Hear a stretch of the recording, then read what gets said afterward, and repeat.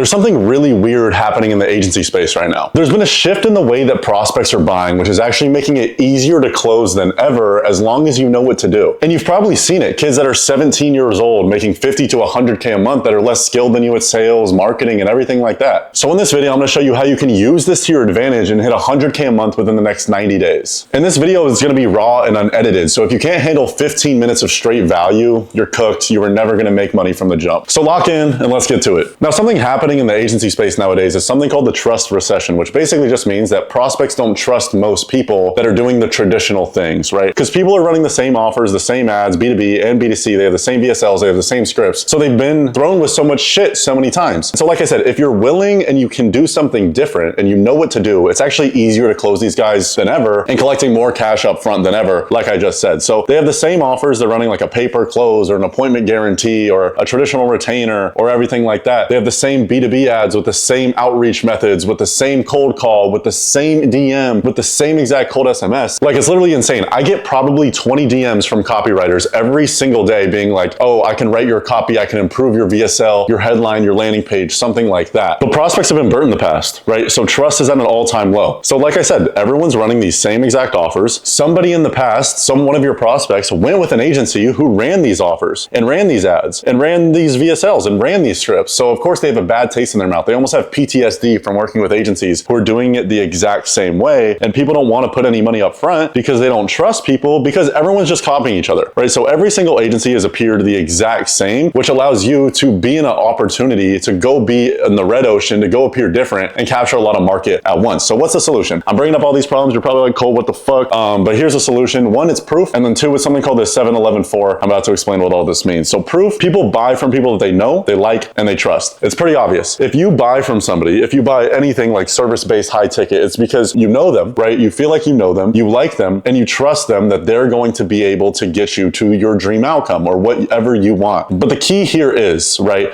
in the traditional agency space, this is all they're doing is just know, right? People are just getting people to know them, right? It's not like they're not trying to get them to like them or trust them. And they're also not backing with undeniable proof that you can do what you claim. All these people, more than ever, are making these irrational claims being like, I can get you 1 million appointments. I can get you 30 closed deals. I can get you 45 roof replacements or you don't pay. But it's never backed by actual proof that they can do what they say they can do. They're making these ridiculous claims and they have no proof. So that's why the agency space and the reputation in most industries is so tarnished. And then the second thing is the 7-11-4 rule. Now, this was a study done by Google, which basically they said that someone needs 7 hours, 11 touch points, and 4 channels to be able to make a buying decision from you, high ticket, without influence, right? So this would basically mean without a sales call, you just buy on a landing page. So 7 hours, obviously 7 hours of content, right? 11 touch points would be like maybe 5 different texts, 3 emails, 2 reels, and a sales call. And then 4 channels would be 4 channels like SMS, email, stuff like that. And I'm kind of going to explain in this video how we can not get them to watch exactly 7 hours of content. And in this video, I'm going to explain how we leverage proof and this rule to close at 50% plus and collect more cash upfront than I ever have been able to in the agency space coming into 2025. Can you implement proof into your agency? You can implement it in your lead generation, in your sales process, in your sales call, literally in every single step to closing a client. And this is exactly how we're doing it in our agency right now. So when it comes to lead gen, there's a few different things that we can do when it comes to implementing proof. One is in the actual ad itself. And I would obviously suggest this, but this is a specific ad strategy that we have used in the past to show proof and land clients at a really cheap cost because no one's really doing it. So the ad itself would be something like, oh, watch how my client Jim closed 50 solar deals a month after working with us. All it is just a call out. So solar professionals or solar whatever, or HVAC contractors or roofers or whatever, like dental clinic owners or whatever. And then all that it is after that is click the link below, watch a completely free breakdown on how we helped our client X do Y, right? So it's literally call out, look at what we did. Now, this lets the proof speak for itself. Literally, like, we're not even saying we can help them do anything. We're just saying, look at how we helped this person do that. And so it's not even us saying, oh, we can do this, we can do this, we can do this. It's like, oh, well, look at that. Like,